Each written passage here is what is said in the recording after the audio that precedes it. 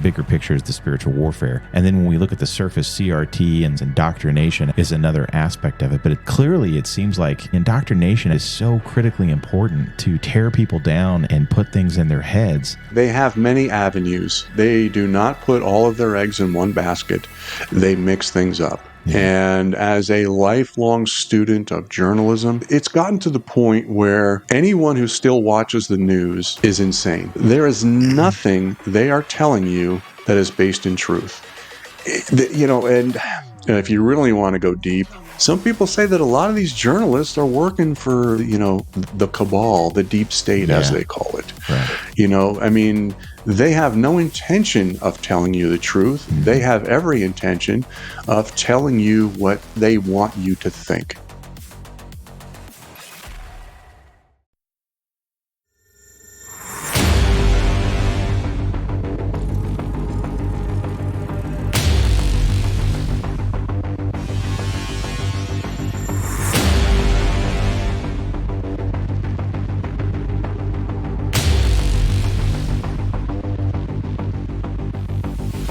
Well, hello and welcome to the Tinfoil Hack Club. I'm Kyle.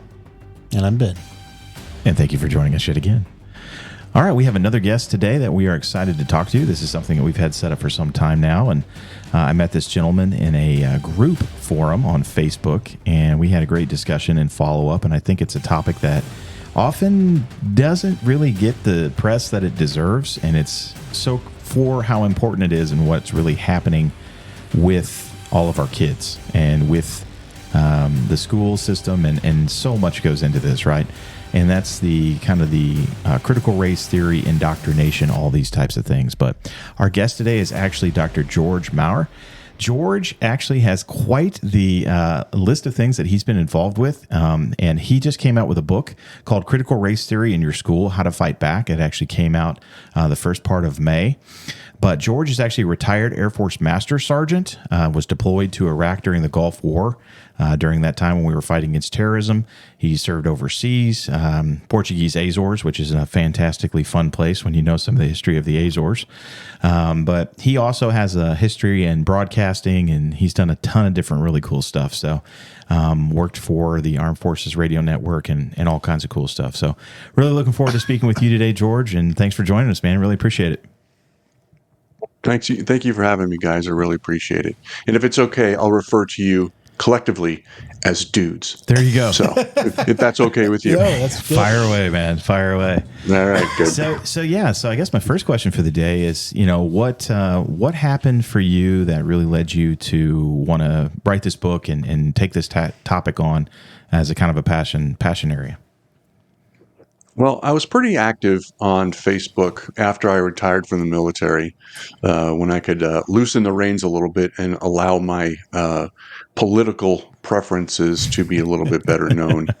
And, I got a lot of, and as a conservative boy, they called me names like you wouldn't believe, and it was just assumed that I was this racist person. And so anyway, when I went back to school, I used the post 9/11 GI Bill to go back to school, and eventually got my doctoral degree. And I had to have a topic for what's called a capstone project, which is basically a dissertation light kind of thing. And critical race theory was sort of hitting it was in the news a lot. And I was like, I need to find something that will keep my interest. And I was like, okay, this is a subject that will keep my interest. And the more I dug into it, the more I was like, wow, this is, I'm glad I selected this topic. And so anyway, it was just in the news, and that's why I picked it. And I'm sure glad I did. Yeah. What year was your capstone that you were doing this? This was in 2022 is when I graduated from Liberty University with my EDD. So it was 20, 21, and 22 when I was working on the academic portion of the book. And then I converted my capstone project into English so normal people could read it.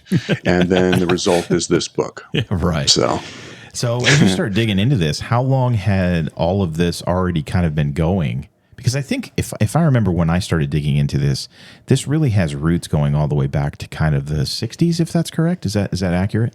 Yeah, 60s, 70s, people like Derek Bell, Gloria Ladson Billings, Richard Delgado, names that most people have probably never heard of. But yeah, this all started back then, and it's something that has just been creeping its way into our education system ever since.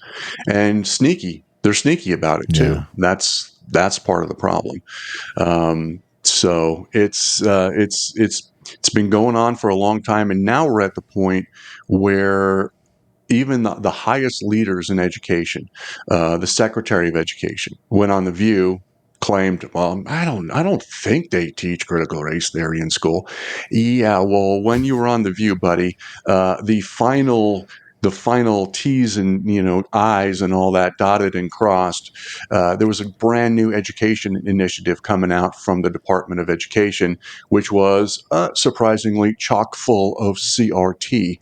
And oh yeah, while he was the Connecticut Secretary of Education before coming to D.C., one of the very last things he did there before going to D.C. was come up with an education initiative chock full OCRT, and the Department of the NEA, National Education Association, largest teachers union in the country, had something called Business Item 39. Of course, a bland name, so no one will ever know what it Right. is. But they dedicated time and money to supporting critical race theory whenever the NEA president spoke in public meetings.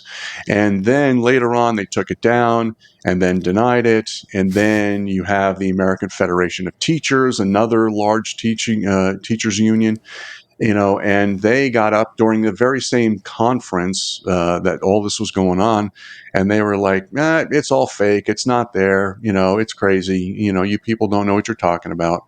Um, and I'm somebody, the truth matters to me. Yeah.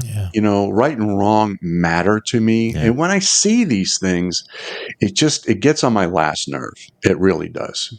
And so, and especially when the victims of these things are actually the people that they're pretending to help. And I say pretending to help because I don't really think they care about any of these students. When has a teachers union ever cared about the students?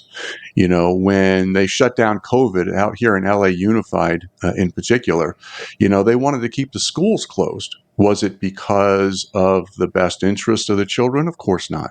It was in the best interest of the teachers union, because as long as they were closed, they had leverage against the school that they used to push whatever agenda they had at the given time. So, Yeah.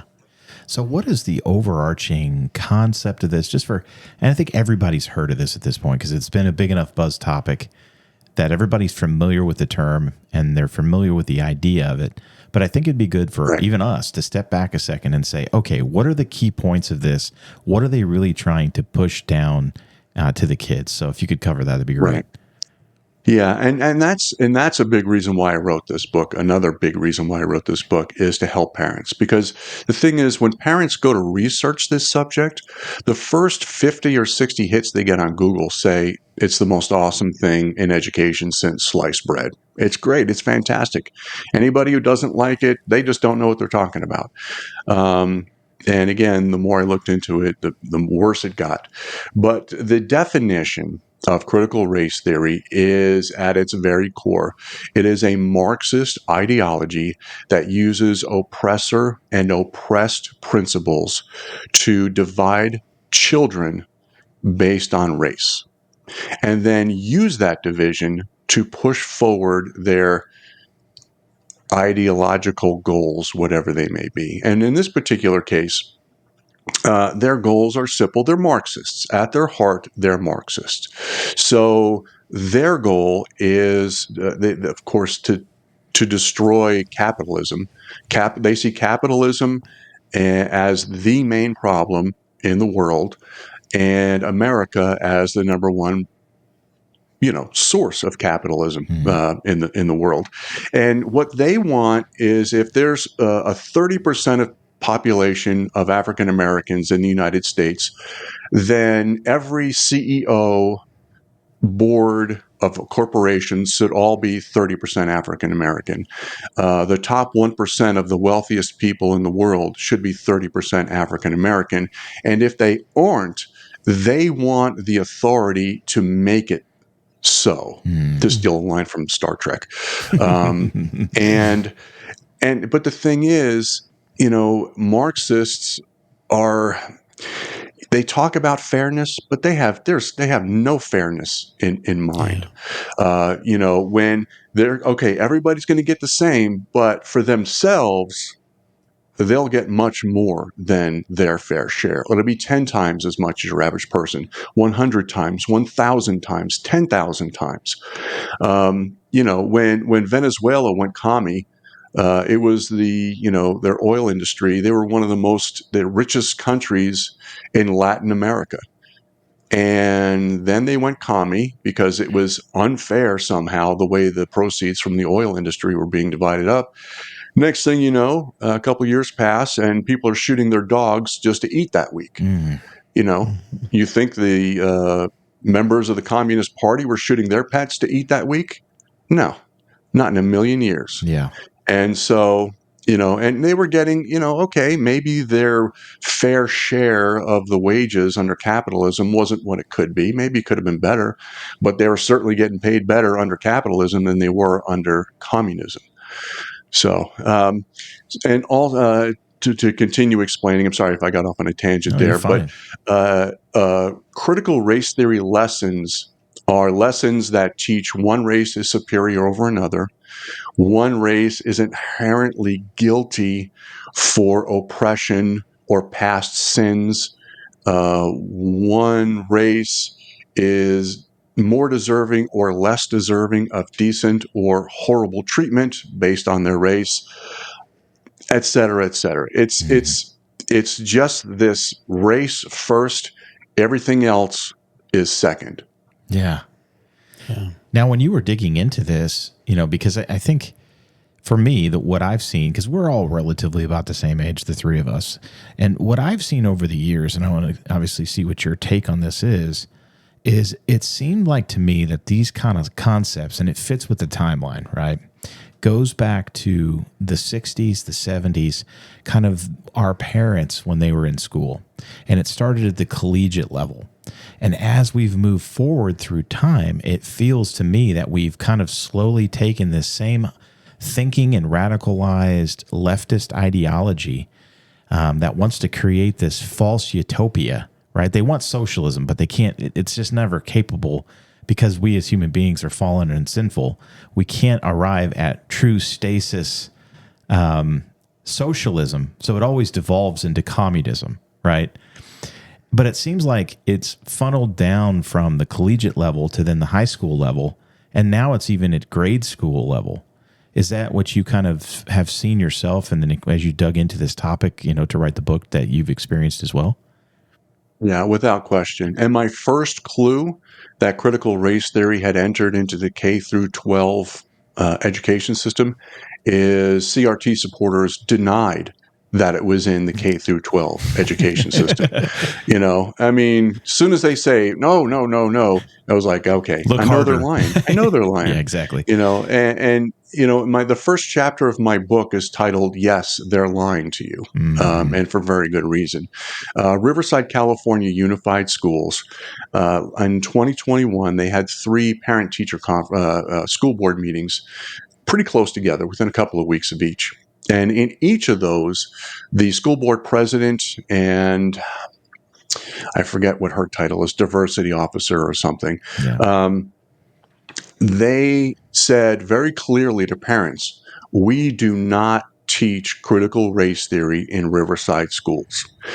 And then they even got kind of snotty with a couple of parents over one of those statements. One problem.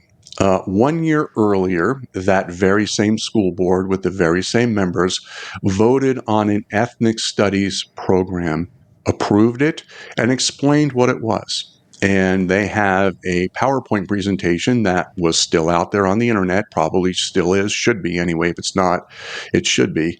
And there were 27 learning objectives for this ethnic studies class. 4 of them had the words critical race theory in the title.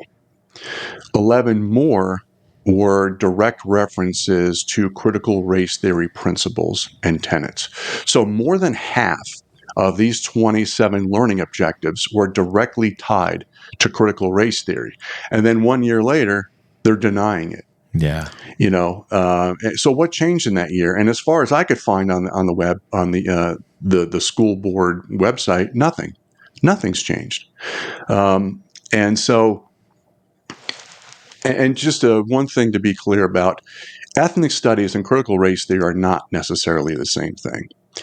Critical or ethnic studies is the positive, healthy exploration of one's ethnic background, culture, which leads to self-understanding, self-awareness, all the things that we need to be successful in life. Critical race theory is the relentless focus on only our worst moments, without giving due credit to all of the positive things that we've done.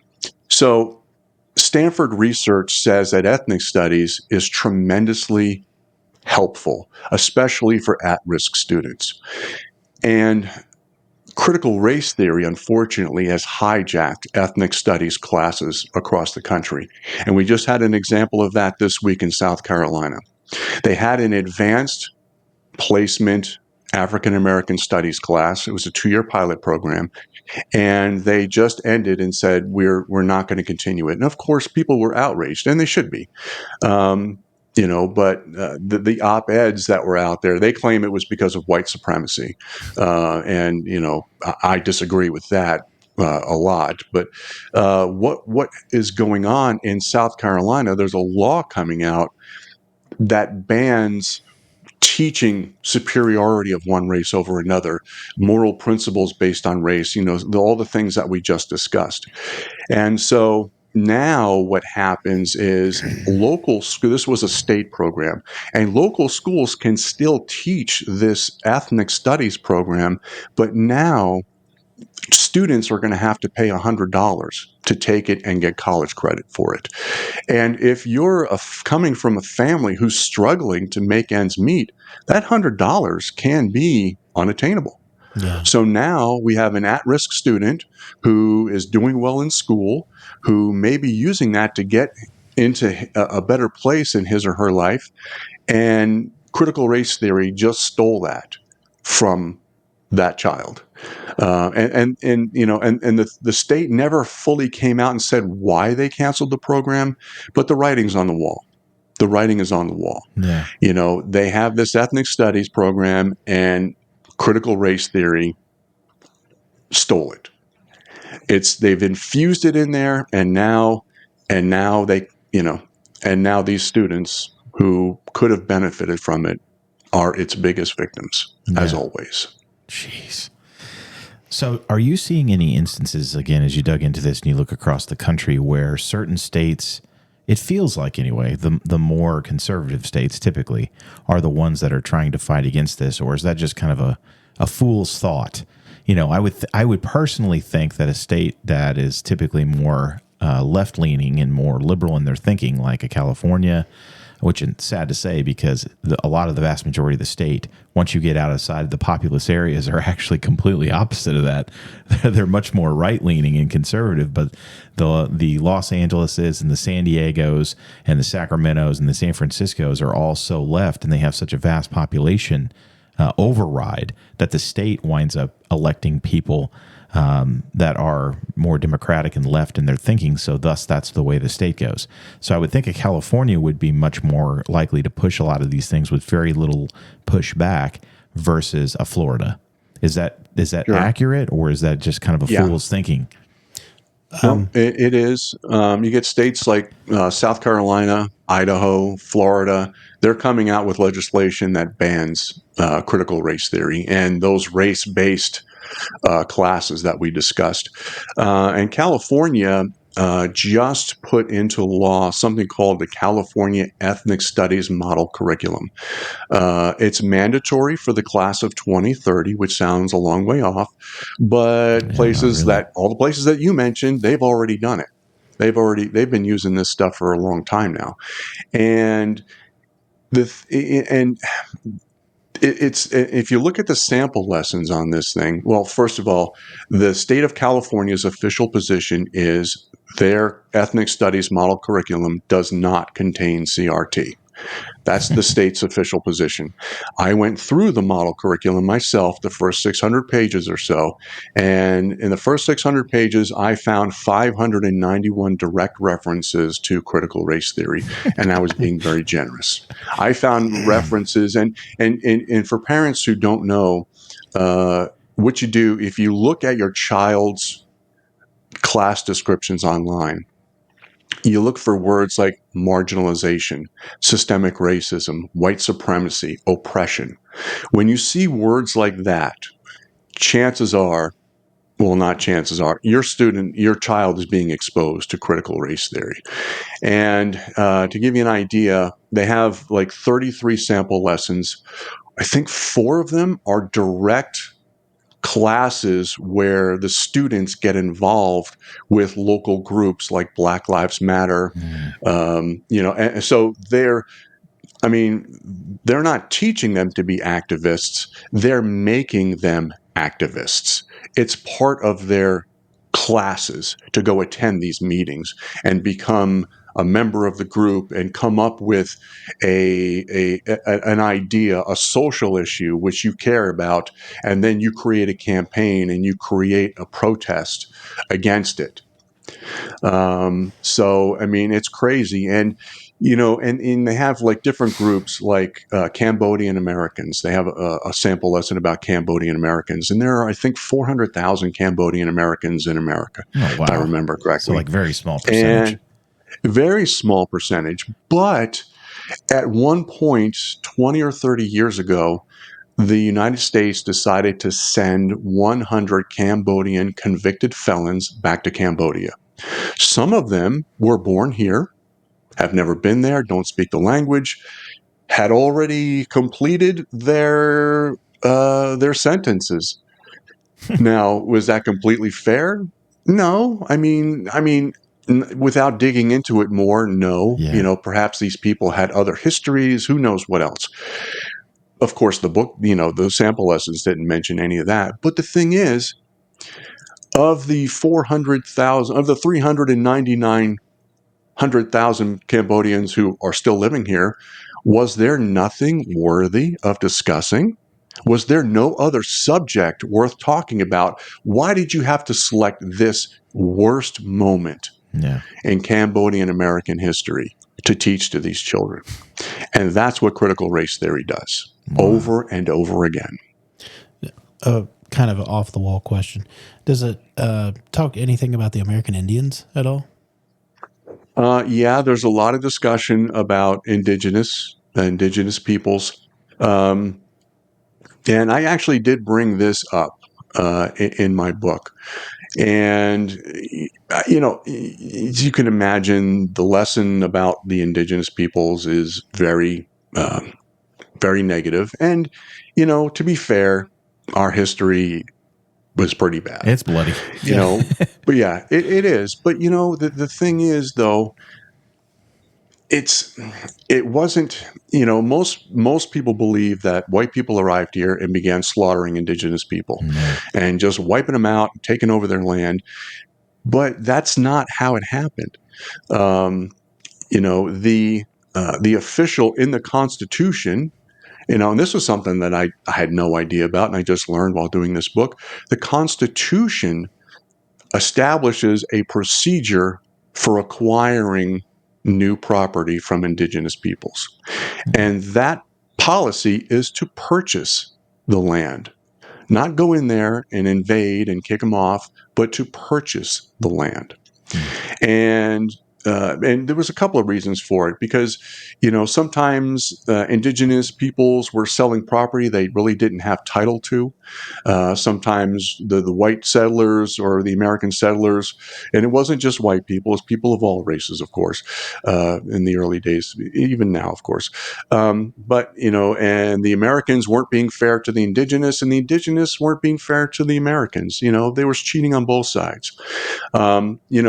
Things like William Penn was ceded the state of Pennsylvania from the King of England because the crown owed the Penn family money.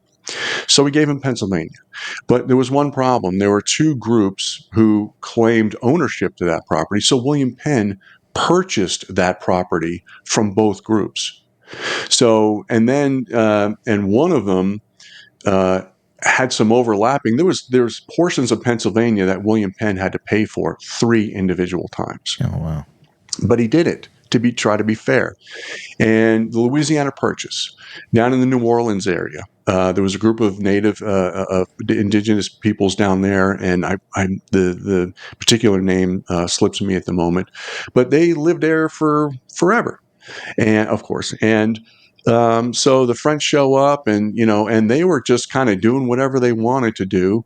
There was no division of property. They went wherever they want. They did whatever they wanted, and then we purchased Louisiana. And one of the very first things America did was to say to this particular group, okay, this slip of land, this piece of land right here, forever, from now on, this is yours. You keep it, you do what you want with it, and then we'll use this other property over here for our needs. And one of the first things this particular group of people did was sell about half of that land back to the United States because they wanted money. And so, and again, I mean, none of that was in the sample lessons. It was, we, went through, slaughtered them, stole everything. And, and there were instances of that. Of course, there were. But it's not as black and white as, white people came here and introduced genocide to this continent. Right. It's just not that black and white. Yeah, the reason why I ask is that seems like the most thing that people forget about. They're worried about all the other groups of people, but the American Indians are the ones that seem to me get thrown to the wayside. So that's why I asked. Agreed.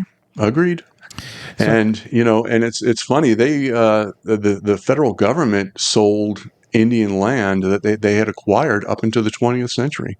Again, something else I address in my book. There's a little, there was a little flyer, and I don't have any photos in my book or anything, but I ran across a flyer from 1910, 1911, where, hey, Indian land for sale. Here's the price per acre. Come on out and get it.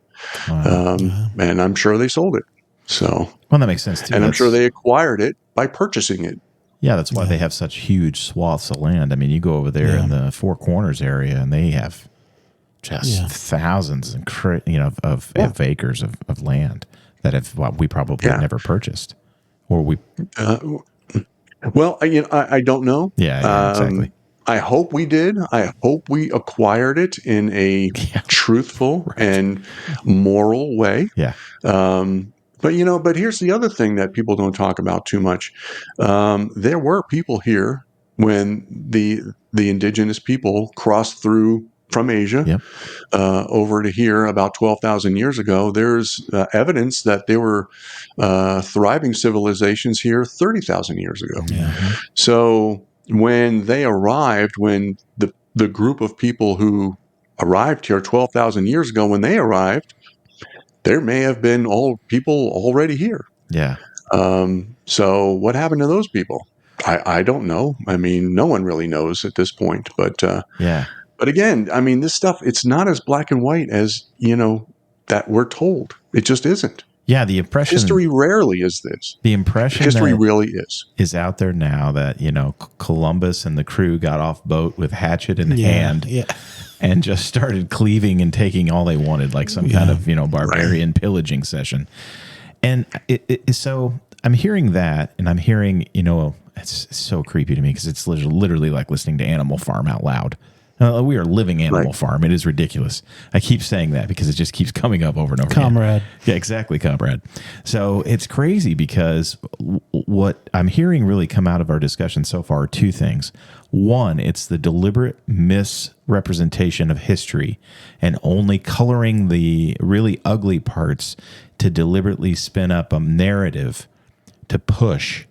And then the other thing that I'm hearing is they are acting with, I think they came out at first and it sounds like to me it was CRT, but when everybody started to really look into it in bulk because they didn't get to sail it through as easy as they wanted, they basically have repackaged and put lipstick on the pig to try to sell it to everybody, but underneath the hood, it's still the same car. Yeah.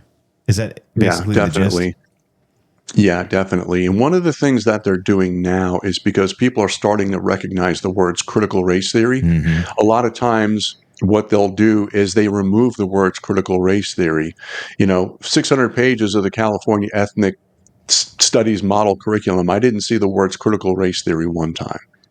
But I did see the words oppression, marginalization, Right. systemic racism, white supremacy all over it.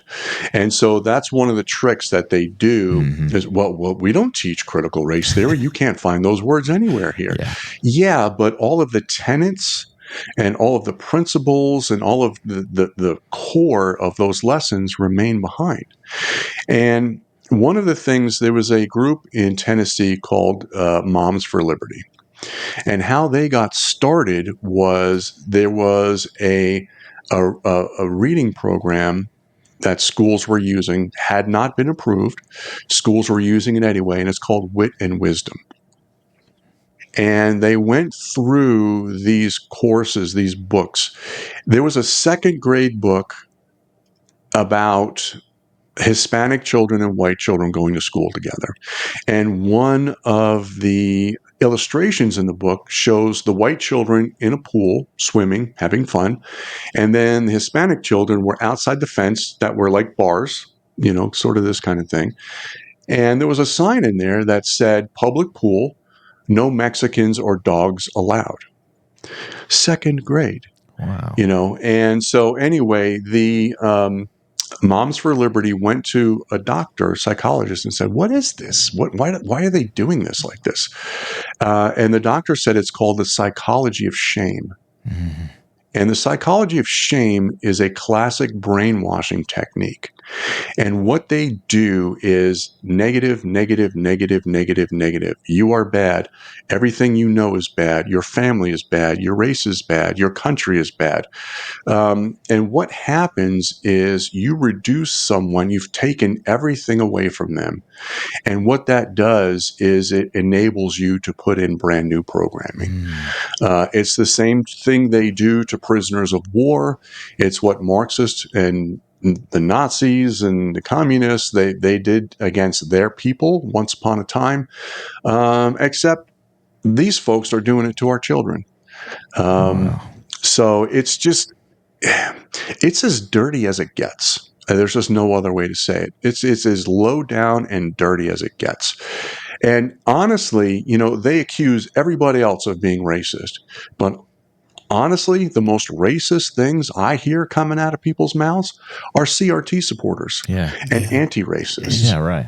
They're, in my opinion, over the last however many years, the most racist things I've heard come from them. Absolutely. They're the most racist people in the world, in my opinion.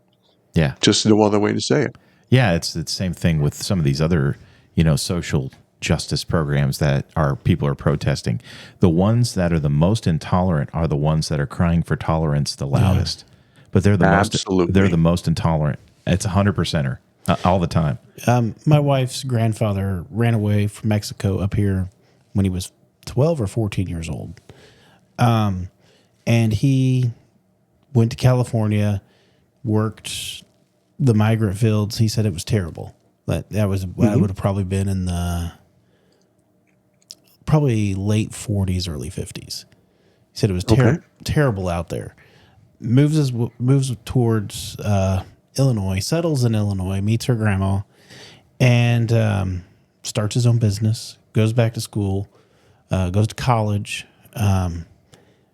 becomes very affluent in the neighborhood, and he's getting these groups together of trying to get all of these Mexicans to assimilate, to learn the language, to become an American. He goes, you came here for a reason, to be an American. Yeah. And he would not speak, as terrible as his English was, he would speak English to everybody. Yeah. And some guys would speak Spanish to him, but he would speak to them in English to make them speak English. Because he was like, we came here for a better life. And I was, my oldest son was little when he was finally sworn in as a U.S. citizen. And it was the neatest thing to see. I mean, that doesn't happen very often. Yeah. And just the fact that he was working to get these people to have a better life and to, forget the old ways, but you can still hold on to your heritage was important. But, Sure. that's not happening today. Mm-hmm. I mean, it's like, hate America. Yeah. Yeah. Well, first, he sounds like a great man. And I mean, he's the kind of person who made this country great. Exactly. He's exactly the kind of person who made this country great. Yep. And I understand why he only spoke English, but I think, it's important to hold on to your heritage. And do you speak Spanish, by the way, Ben? No. Do you speak Spanish? Okay. Un poco. And I mean, my mother was fluent in Hungarian when she was a baby, but she was told by various schools, teachers, whatever, that you don't talk that kind of language here. You speak English. And so I understand that, but I would have been very happy if you were fluent in Spanish, and I was fluent in Hungarian. I holding on to who we are as a culture is important. Yeah. And I look up to anyone who has kept up those ties to their past culture. It's a great thing. But your grandfather, again, he is what makes America great. And it's folks like he who come over here and they really appreciate what we have. And they're like, wow, this is really fantastic. However, to kind of go along with what you're saying, there's also a large group of people with our open southern border, the way it is. Yep. There are large groups of folks who come here and have no intention of ever assimilating into our society. They're going to come here, make money, then they go home, and then they come back a month later. The border's wide open, so they can come and go as they please, basically. That is a problem. Yep. But, if you want to get in line, do the right thing, become an American, please bring the best of your culture with you, bring the smartest, bring the brightest. That's why America became the leader of the world, in my opinion. Yeah, my son was working in Mexico at the beginning part of this year. And good for him. Yeah. And my wife went down to visit him, and so she met her family down there that she's never met other than Facebook. Oh. And the funny thing was like, none of us want to go to America. Yeah. The way that they portrayed us. Yeah, the way they portrayed us. Yeah. It's terrible. They were like, they said their news is saying that there's like mass shootings every day. Yeah. Right. Well, there are. We just don't hear about it a little. And then my son went from Mexico City to Uganda, and he just came home. So he's getting this real world view of how the world sees us. And how rich we are. And how rich we are. Yeah. And we were talking at lunch today. Yes. And he said it makes him sick that we have all this and we don't help anybody. No, yeah. And it's like we just hoard it for ourselves, and there's no, it like broke his heart because he would like overpay on something in Uganda. Then people would say, "Oh, I can have 2 meals today," and I think people don't realize how great we are, and they're so they rather get down on us than we're pretty good, but we should be doing more to help. Not like we should be trying to do things to help people rather than to run people down. This whole thing that we're talking about, really, to go kind of tie that together with everything that we've been talking about, and I'm going to try to do this as clear and concise as I can, is really when you look at it, we have gotten, I said it at lunch, so lazy, rich, and spoiled, fat, lazy, rich, and spoiled, that we have allowed the very powers that be to do things to cripple us and slowly take away our freedom and our power. And it seems like, and this is kind of where we shift a little bit of the discussion to more of the indoctrination side and some of the other things that are going on, that it sure seems like to me that this is a part of a larger cog or a larger plan, if you will, to destroy America. This is a way that we can kind of poison the roots, if you will, right, of the forest. Because if we can get the kids, then you go a few years and it's a longer term plan. But eventually you can kind of poison the tree with the idea of this utopian socialism that has happened or been successful 0 times. It's got a 0% success rate and never will because of the corruption of man, like I said earlier. But do you see that, how this ties together with like diversity, inclusion, and belonging, and ESG, environmental, social, and governance, and all these other liberal things that have kind of infiltrated the corporate structure to go along with this school structure? Are you seeing all these things yourself tie together to be that larger plan to bring us to our knees? Yeah, without question.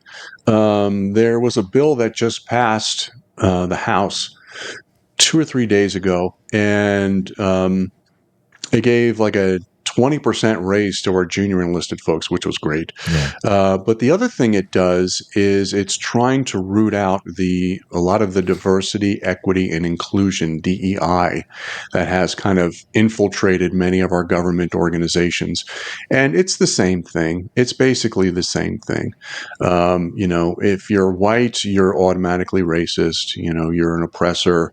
You walk around committing microaggressions all day long, whether you know it or not. And microaggressions are the little slights that we as white people commit against people of color constantly.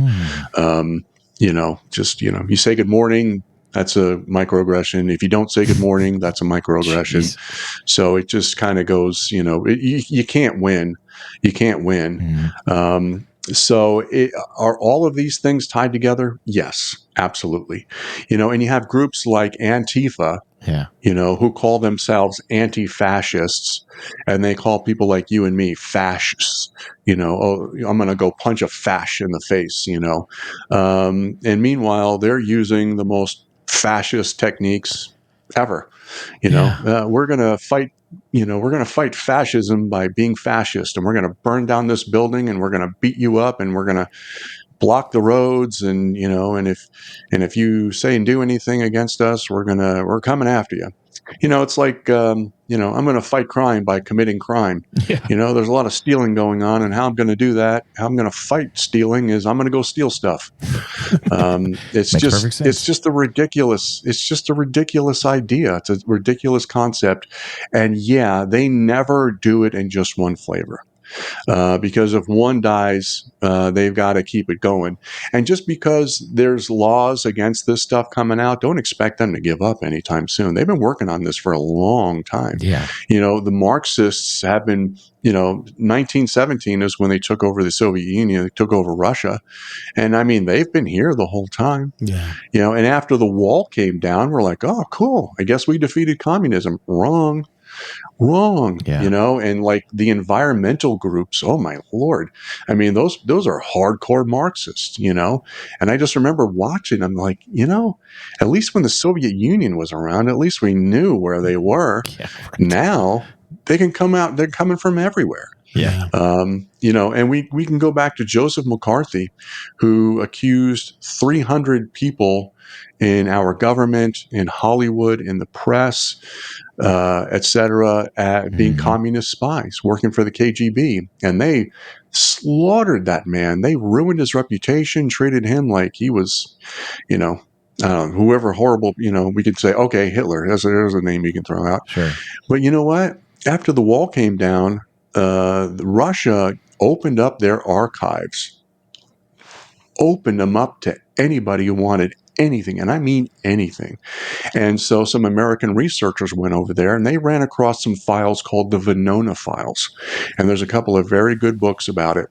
And there weren't 300 KGB spies working in America at the time that Joseph McCarthy came out. There were 3,000.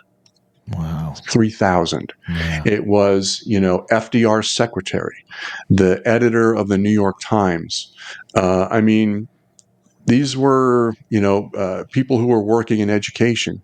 When you look at, Hollywood, the press, education, government, that's exactly where they were working 40, 50, 60, 100 years ago.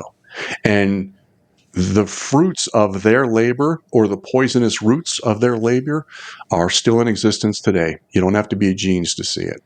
Yeah. Wow.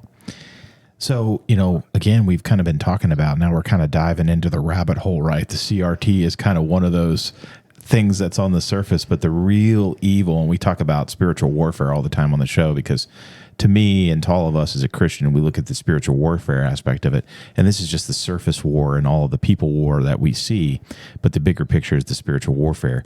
And then when we look at the surface CRT and this indoctrination aspect of things is another aspect of it. But clearly it seems like indoctrination, as we were talking about, you and I talked prior to the show and kind of setting everything up, and even before we hit record today, and you and I have talked too, Ben, that the indoctrination aspect is so critically important to tear people down and put things in their heads. Because when I look at, the news, like you mentioned, the news and all these social media and all these consumer things, or things that we consume informationally, it seems like to me that's exactly what they're doing, is they're trying to indoctrinate you, and they'll even give it in your flavor. Yeah. Like when you go watch our trailer for our show, one of the things that I kind of, when I was creating and putting it in there and crafting it together, there's about a 4-second clip in there where we go through CNBC, CNN, and Fox News, and then right after that it says BlackRock. And then the screen goes fuzzy, and the TV shuts off, and then there's a nuclear explosion. And that's very deliberate, because it seems like all of this is all just part of the indoctrination. If you're right-leaning, we're going to indoctrinate you through Fox News. If you're left-leaning, we're going to indoctrinate you through CNBC and CNN and all those avenues of it. Are you seeing these same things, and then the CRT is just the ground roots kind of way to get the kids? Yeah, it's, again, they have many avenues. They do not put all of their eggs in one basket. They mix things up. Yeah. And as a lifelong student of journalism, it's gotten to the point where anyone who still watches the news is insane. There is nothing. There is nothing they are telling you that is based in truth. Yeah. I mean, maybe, maybe prices went up by 2% over the last month. Okay. Mm-hmm. But then they're going to spin it around to make it seem like it's an awesome thing, and it's not. So, and if you really want to go deep, let's go, George. Some people say that a lot of these journalists are working for a lot of, the cabal, the deep state, as they call it. Right. I mean, they have no intention of telling you the truth. Mm-hmm. They have every intention of telling you what they think. They will tell you whatever they want you to think. Yeah. And the actual reality has nothing to do with it. President Trump talks about draining the swamp, and I sure hope he wins this election, and I sure hope we do get around to draining the swamp. But it's not going to be easy, and we're going to see some really ugly things. Yeah. And and I can tell you right now, as things get exposed, members of the press are absolutely going to be involved in that. Absolutely. I won't be surprised to see members of the press being brought up, arrested, perhaps brought up on charges. Who knows what they might be. But whatever craziness is going on to take down America, the press is in on it. Absolutely. No doubt about it. Yeah, all the time. Oh, all the time, constantly. So when we pull the lens back on that, who do you think, because I can't not tie it together and again, see what you think about this especially being former military and doing the things you've done. It feels like a CIA psychological operation. This is like the stuff that the CIA has been working on literally as far back as we know. And we know that. It's not like, that's not theory, right? We're not tinfoil hatting that. You can go pull the Freedom of Information documents and read for yourself all of the mind control experiments, MK Ultra, and various different things that we know that they've done and admitted to doing over the years. So it just feels like an extension of that. And we know that they've worked with Hollywood before in the past. Are you seeing that too as we pull the lens back? Yeah. MK Ultra again. Oh my, that's crazy. Oh my, what do you, really happened. Yeah, really, Really exactly. happened. The CIA, they fund movies sometimes and then, insert messages into movies. That's crazy talk. Really happened. Okay. Let's look at Bond movies. How many Bond movies have the faithful, good CIA agent ally working with James Bond to get the world to be a safe place? Yeah. You think that happened just cuz? Yeah, right. No. Felix, hand me that over there, Felix. And then you have stories like who's the son of Gloria Vanderbilt? CNN guy. Yeah. White hair. Mm-hmm. What is his name? Anderson Cooper. Yeah. Anderson Cooper. Thank you so much. Anderson Cooper was a intern for the CIA. Fact. Yeah. And even I've seen video of people saying, "Hey, you still working for the CIA?" And Cooper goes and walked by. It's out there. Yeah. It's out there. It's like Timothy Oliphant. Did you know Timothy Oliphant's a Vanderbilt? No. Yeah, he's connected to the Vanderbilt family. I will say, actor. I will say, I was talking to a friend of mine. He's retired Navy. He said Top Gun was their best recruiter. The movie when it came out. Oh, I guarantee you. 86. I mean, without question. He was probably, I think, 10, 15 years old. Oh, I can imagine. Yeah. Makes a lot of sense. I mean, Hollywood's in with him. I mean, there's no doubt. Yeah, well, it's getting it seems to be getting less veiled too. We talk about that all the time on the show because you watch the show with what was the name of the show with Julia Roberts that was on and Ethan Hawke came out. It's on Netflix, but it's basically like you can see the telegraphing in there, and the messaging in there, and the kids wearing the shirt that says "Obey." And the government is like taking everything over, and it's like it's almost like they're telegraphing what they're going to do. And we talk a lot of times on the show about how evil has to show itself before it can actually be brought into the world. Right.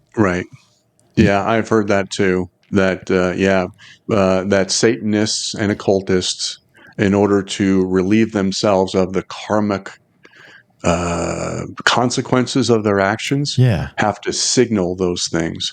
And again, that sounds crazy.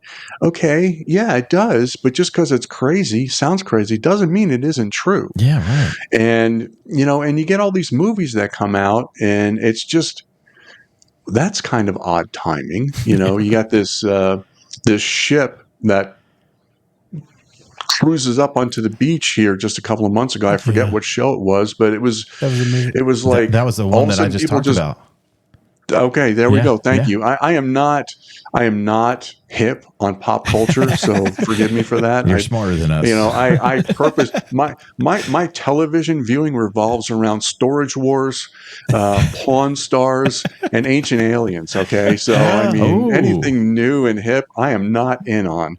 So, but I love a good discussion about Ancient Aliens too. So that's there we go. We can go there. My wife and I we love all the alien stuff and get into that, and it's fun to watch. Yeah, and it's interesting. Old Giorgio with his crazy hair. Yeah, I know. He's great, and I'm not saying it's aliens, but it had to be aliens. But aliens. but there's one thing you can't deny. The ancients created things that were remarkable. Yeah, no doubt about it. And you're telling us they did it without the wheel, they did it without advanced technology. Try again. That doesn't add up, man. And then I think it's a little Mayan airplane, a little gold amulet. Yeah. In the shape of an airplane. Well, they made it into a little balsa wood model. Thing flies. They put an engine on it. It flies. Yeah. You know, I mean, come on. You know, you think that's an accident? Yeah. So exactly. It's so anyway, Ben, you had a question. I can get off. I can get into that conversation for a while too, but I won't. So that's next time you're back, George. We're going to get into that. Okay, I would love to come back and have that discussion too. What was your question? I've brought this up before, but like with all the superhero movies coming out, do you think that could be like, hey, we're going to create a super soldier, because that's what they're doing essentially with all these Marvel heroes. We inject you with this stuff. You're going to get stronger, faster, bigger. You know, you have all these powers. And then, like, let's say when Christ returns, then we have to fight what's coming for us. Do you think that could be something like... Well, all I know is this. I put nothing past some of these people. Mm-hmm. You know, I mean, you may know that Bill Gates went to some third world countries experimenting with vaccines and ruined the lives of these children. Have you ever seen the kids walking around whose legs are bent backwards? You know, basically they're like this straight, but they bend forward. Their knees are bent the wrong way. They're like 90 degrees bent the wrong way. Yeah, almost like and so they walk around. It's horrible. Yeah, wow. But this was Bill Gates. His vaccine program, you know, in all fairness, he should be in prison for, crimes against humanity for that. Right. Look it up. I mean, it's all out there. Yep. It's all out there. And he deformed thousands of these kids in these foreign countries, and they told him to leave. And they didn't do it soon enough. But, you know, I mean, everybody thinks, oh, Bill Gates, Microsoft, oh, he's so cool. No. He's a monster. Yeah. And I put nothing past people like him. And so do I think they're designing human beings? I have no idea. Yeah. But I put nothing past these people. Nothing. AI. Yeah, AI. What do you think about AI? Well, again, I'm no expert on this kind of stuff, but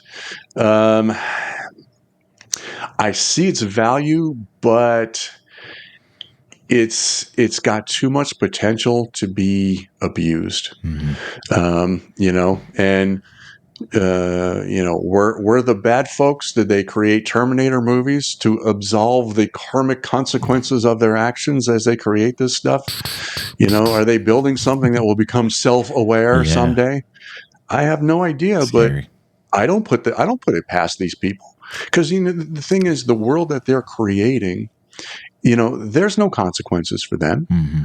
You know, you have climate change, you have the World Economic Forum, you know, and Klaus Schwab, who's the president of the Economic Forum, says things like, well, you'll own nothing by 2030 and be happy. Yeah. And my response is, you know what? You first, dude. Yeah, you first. Right. You own nothing by 2030. And let's see how happy you are. Yeah. You know, they want us to give up meat.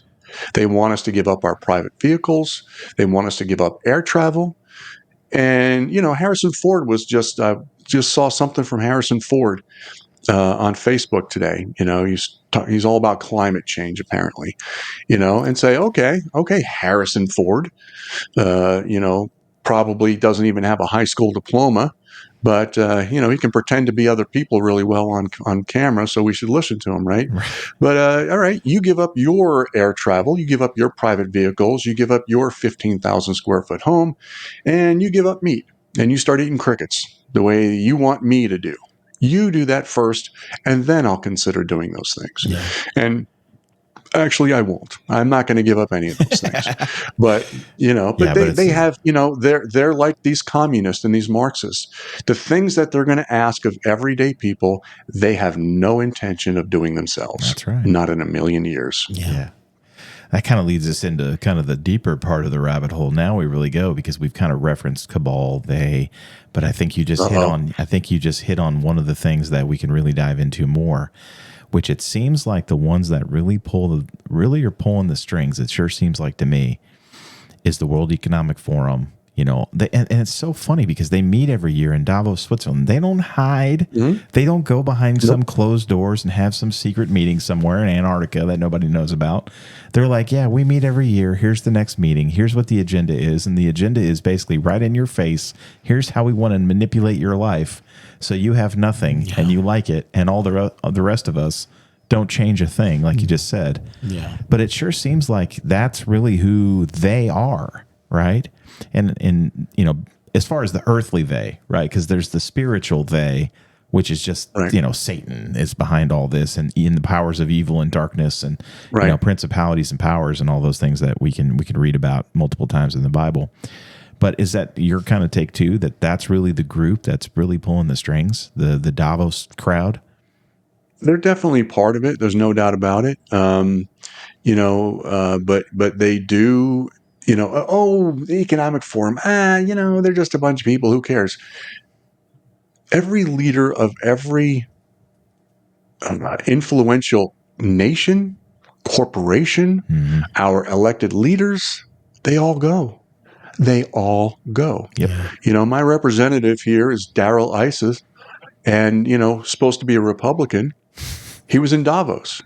And he's got a little website that you email in and you ask questions. And I've asked the question, why were you in Davos? I've asked it probably 12 times. I never get an answer, of course. You know, I thought you were about liberty in America and what's best for us here. Why were you in Davos? And I never get an answer, and I never will. Exactly. I never will. But if you look at some of the videos where the discussions they have, it is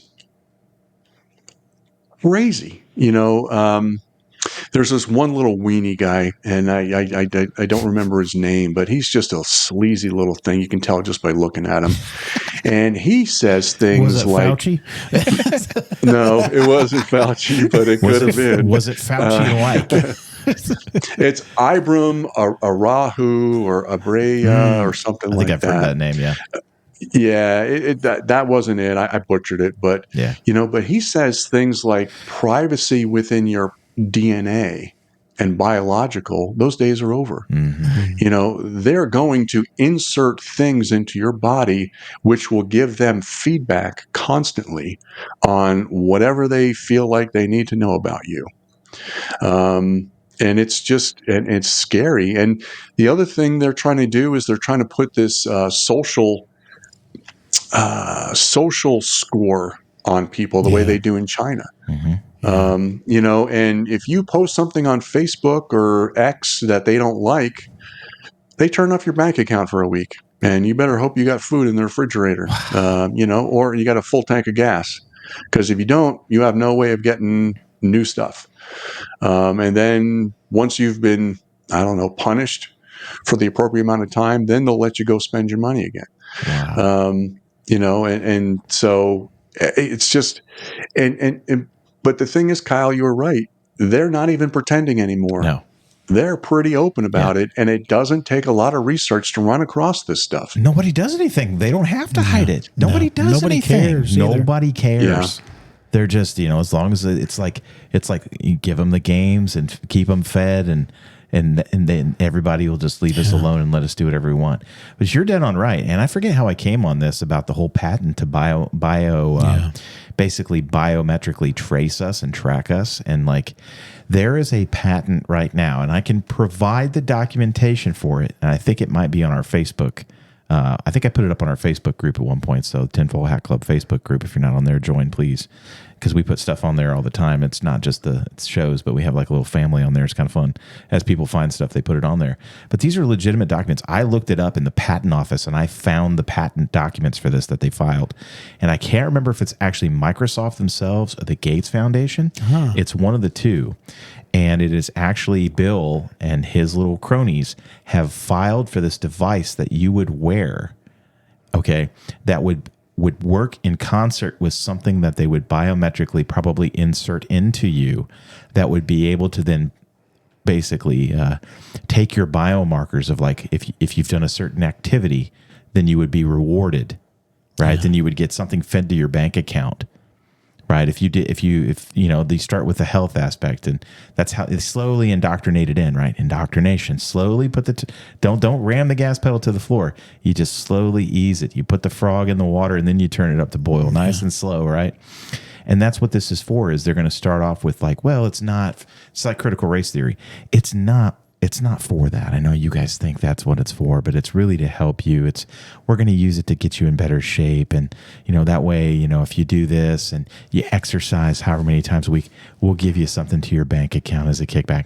But then they take that technology and over time, they slowly use it to manipulate us and do exactly what you talked about. Whereas if you don't do this task that we've assigned to you on your little thing that you got to wear all the time, then you're not going to get, whatever you need to live. It's insane. It sounds crazy. And just because it sounds crazy and is crazy doesn't mean it isn't true. It's true. You can definitely and look I'll it up. say it again. I put nothing past these people at this point. From the things that I've seen go on, from COVID to they got the bird flu coming out now, where they're talking about trying to lock us all down again. I put, they tried to force us to take this vaccine that, weakens the heart of people. And I know people, very athletic people, who dropped dead after they got the vaccine. Yep. This one friend of mine, he was a marathon runner. He was out there stressing his heart all day long, all the time. Ran a dozen marathons a year, maybe a little bit less, but he was always running a marathon because he was always asking for $20 for his whatever his charitable cause was for the run. Yeah. And so seemed like he was there, hey, all the time. And of course, I usually kick him a couple of bucks just to be nice, but all of a sudden, boom, dead. All of a sudden, these young men running soccer fields, all of a sudden they just seize up and collapse. Yeah. These are not isolated. Every single one of us at this point have know someone, either directly know someone, even in our own family, or at the least know someone 1 degree of separation that's happened to. And why are they trying to give the vaccine to children when children are the least susceptible group to COVID? Right. They don't get it, and even if they do get it, they don't push it on. They don't spread it to other folks. Yeah. Generally, and you'll always find examples of things, but I put, why did they put all of these COVID positive people into nursing homes with retired folks who are the most vulnerable to COVID? Why were, there was 5 states. It was like New Jersey, Pennsylvania, New York, Wisconsin, and Michigan, I think. I could be wrong about that. But they were forcing these people into these nursing homes, and they had no choice. They had to take them, And why did they come out with a thing that says you can't sue the maker of these vaccines? Right. And we're not going to release the information for 55 years. And, it's perfectly safe, but you can't sue us, and we're not going to tell you what's really going on for 55 years. I mean, does that sound normal to you? This is crazy. It's like these things have happened. Nothing you just said is untrue. Everybody knows it and has seen it. They've come out and said it. These are things that have actually happened. And when you look at that and you in its totality, it's like, how could anybody think with rational thought, that this isn't okay? I know there's no nefarious thing going on. I know somebody that works at Lilly, and they had a vaccine. Yep. And he said, I will never take it. He said, because it takes years and years of trials to figure out what's working. And he said, no, he goes, there's no way I'm going to take a vaccine that just came out a year ago. Mm-hmm. So, well, I've seen, and I'm sure you've seen plenty of things like this too, but you get these memes.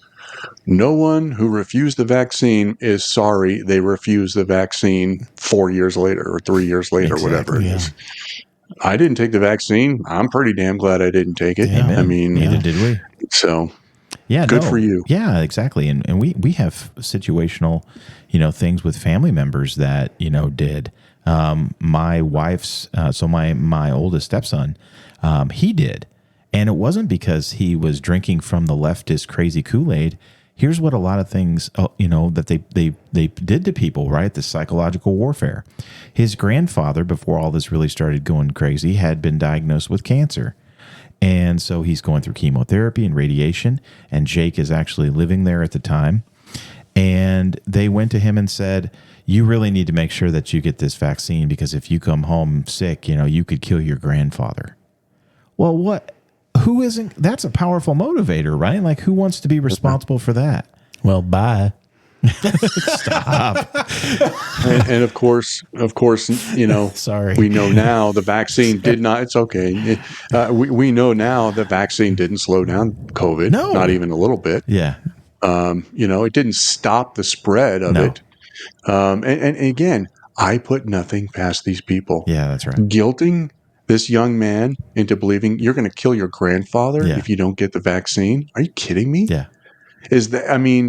There was a time when he may have lost his license to practice medicine over a statement like that. Yeah, exactly. Now it's encouraged. Yeah, he's encouraged to do It's it and encouraged. commended for it. Yeah.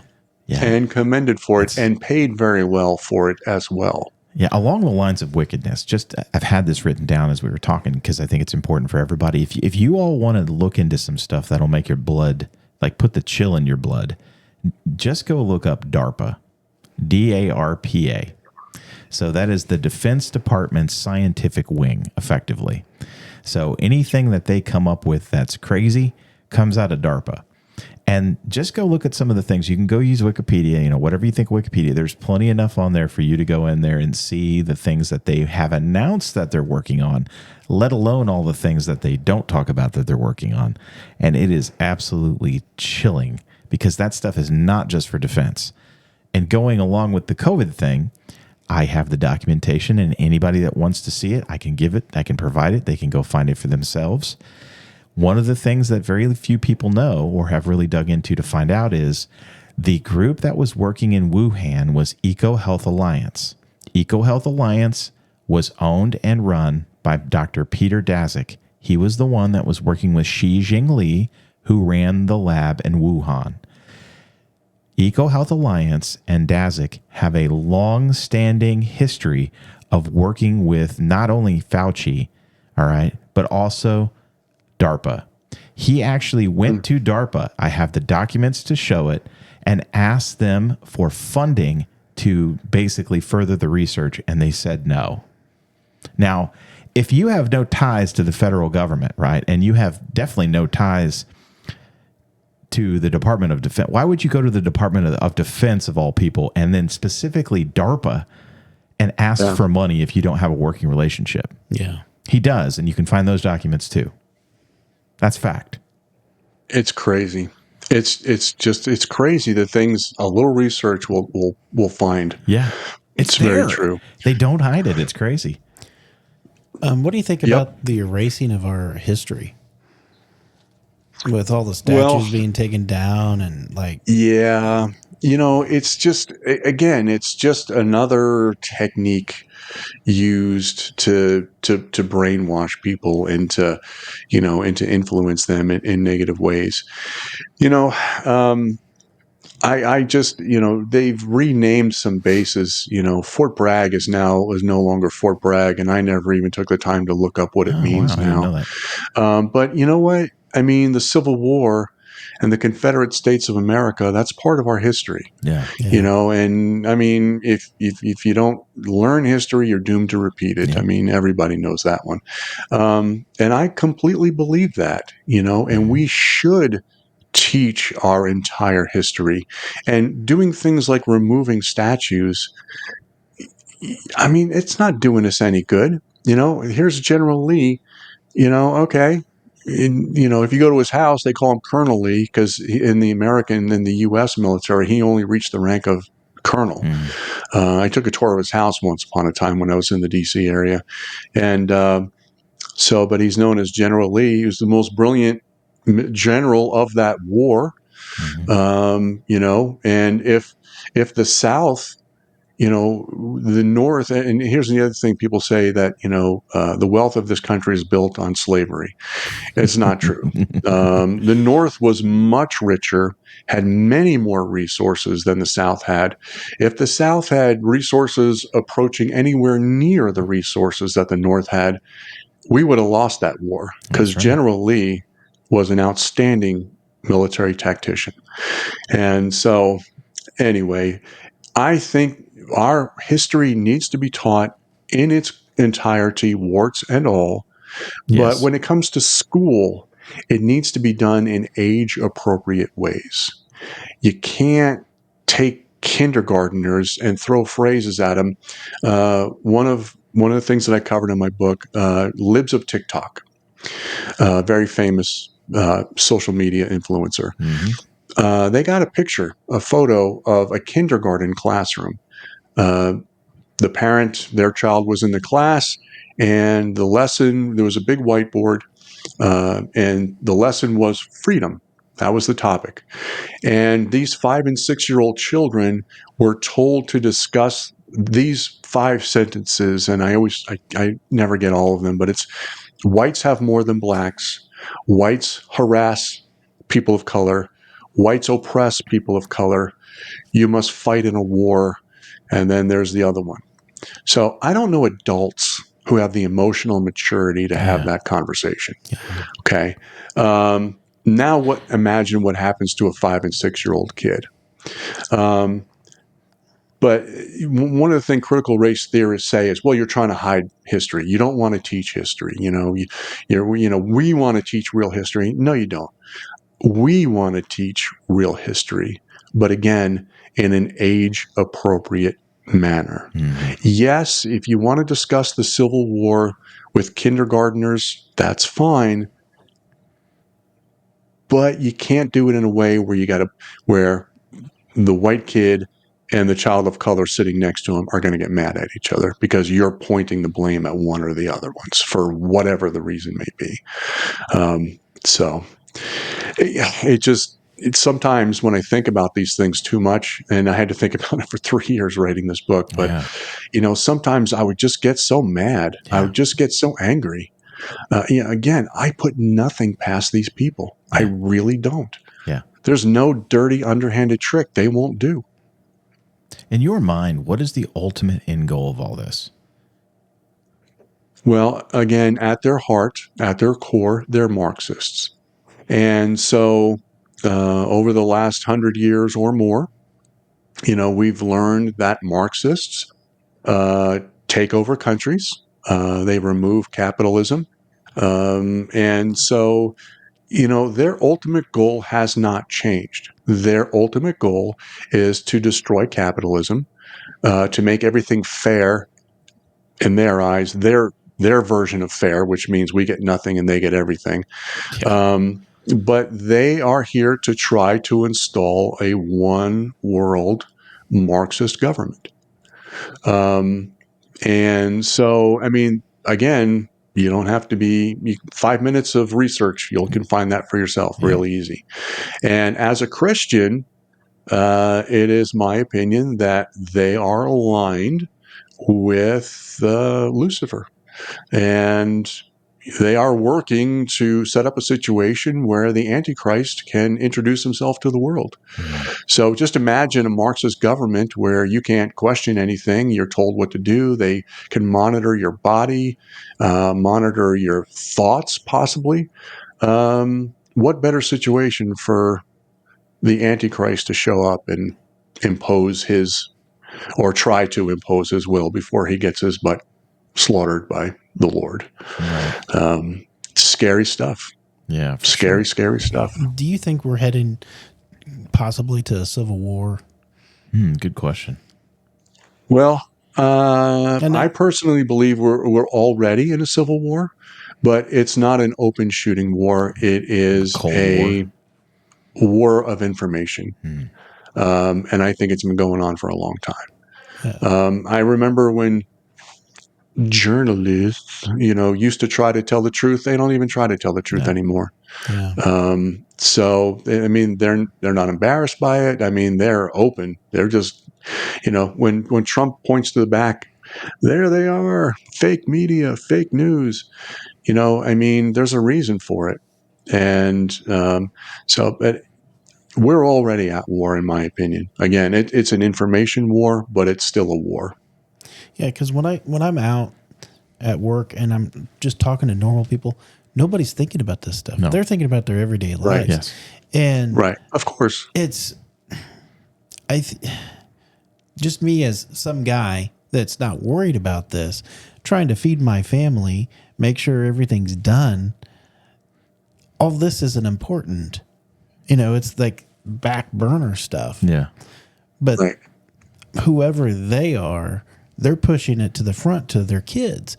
So they get home and they hear it from school, and they're, well, I'm just assuming if they don't think, and they're like, well, it's probably true, and that's the scary thing, that normal people kind of get bogged down with everyday life. Yeah.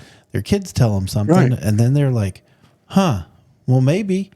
And then, as we tell our kids, Google it, Yeah. look it up for yourselves. But again, that's why I wrote this book. Yeah. Because there are, how many parents? I mean, my growing up, my parents, my mother, I was in a single parent home. My mother was in survival mode for basically my entire childhood. Yeah. And there's lots of folks out there like that. And maybe it's financial, but there's emotions, there's all kinds of reasons a person might be in survival mode. And so if you hear something like that, sounds strange, that's odd, but they don't really, they can't really dedicate the emotional capital that it really requires. So they may move on, or they may try to do a little bit of research and they find nothing, or they, and they get confused. That's what this book is for. If you're a parent and you're suspecting something, I'm going to give you the honest truth behind critical race theory. You're not going to have to go to a bunch of different sources and filter through a bunch of lies, basically. And I'm going to show you how to look it up, how to find it, even when the words critical race theory aren't there.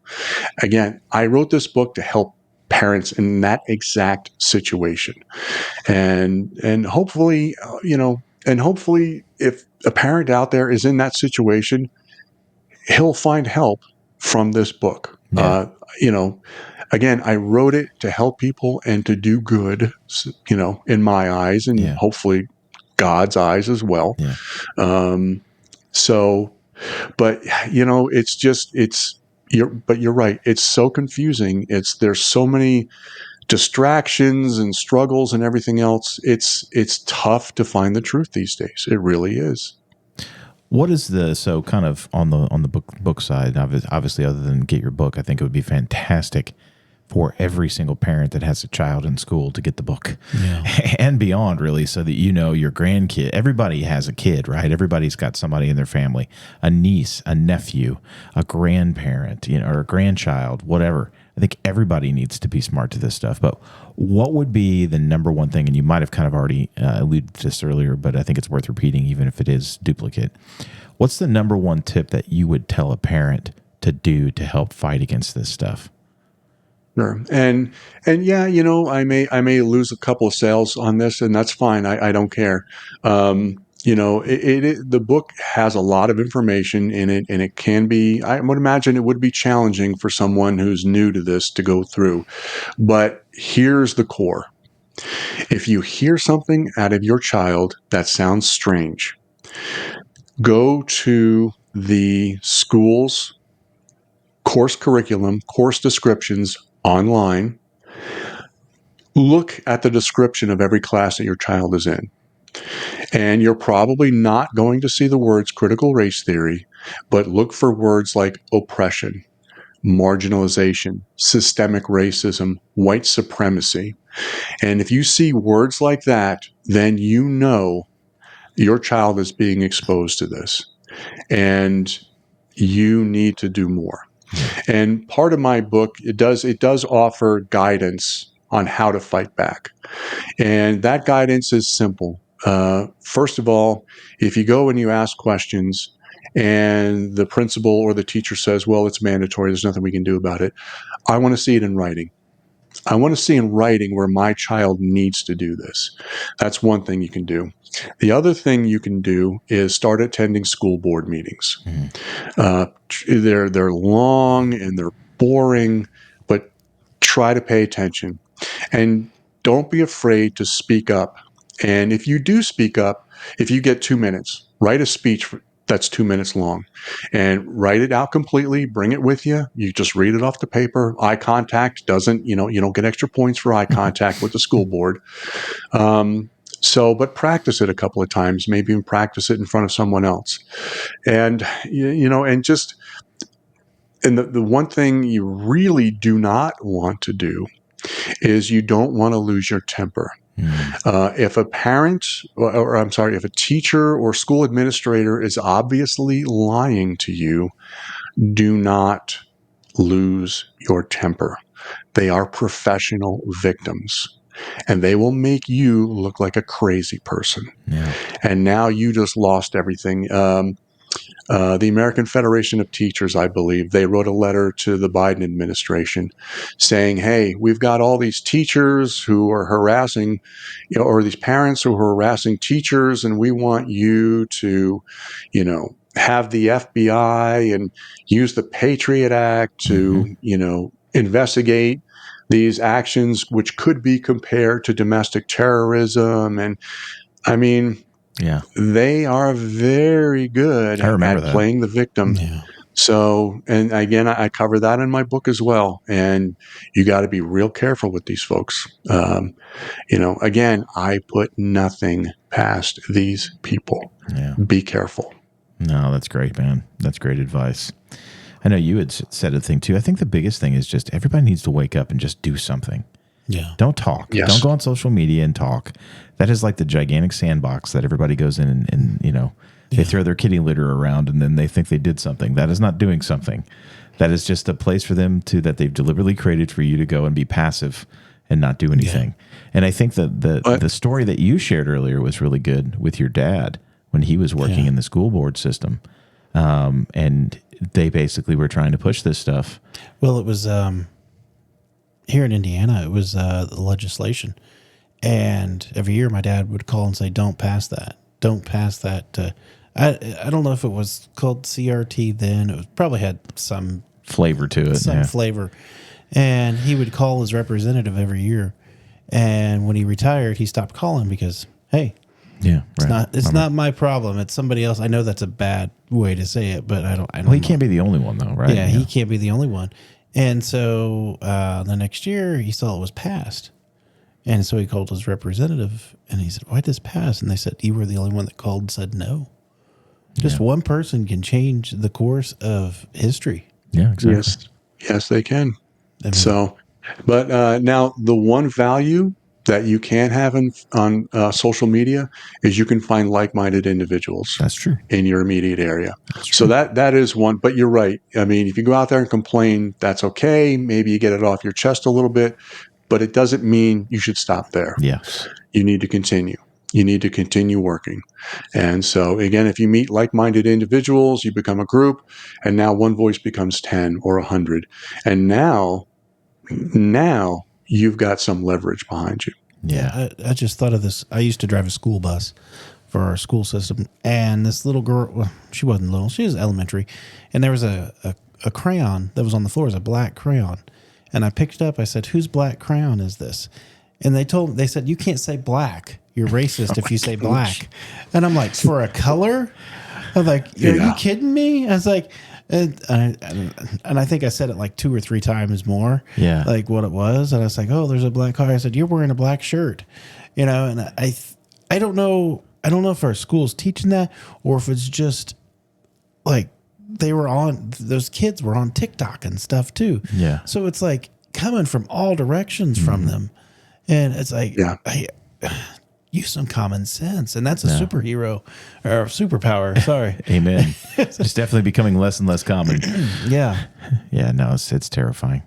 Well, George, thanks so much, man. Where is the best place for folks to find more information about you, find your book? Well, I have a website, and since I'm not into cute titles, my website is called Critical Race Theory in Your School, How to Fight Back by Dr. George Maurer, basically the title of my book and my name. And what I do is I post the most recent news stories about critical race theory. Again, it's tough to keep up with all this stuff, so I try to put it into one place. I try not to overwhelm anybody, or too much, but I usually have a couple of comments and then like a little paragraph from the news story. But you can keep up on the latest by joining that particular Facebook page. I would appreciate it if you would like and follow. But if you see enough where you want to learn more about my book, you can purchase it on Amazon and Barnes and Noble. And again, you can, if you just type in critical race theory, it should be in the first 6 or 7 results.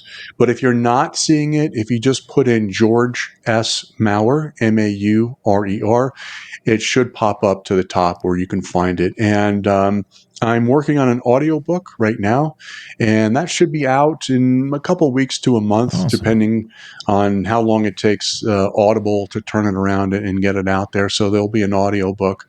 And and I try and have a little fun with it. For example, whenever I say the word journalist, because I'm pretty sure everyone knows what I think about journalists these days, I always say journalists.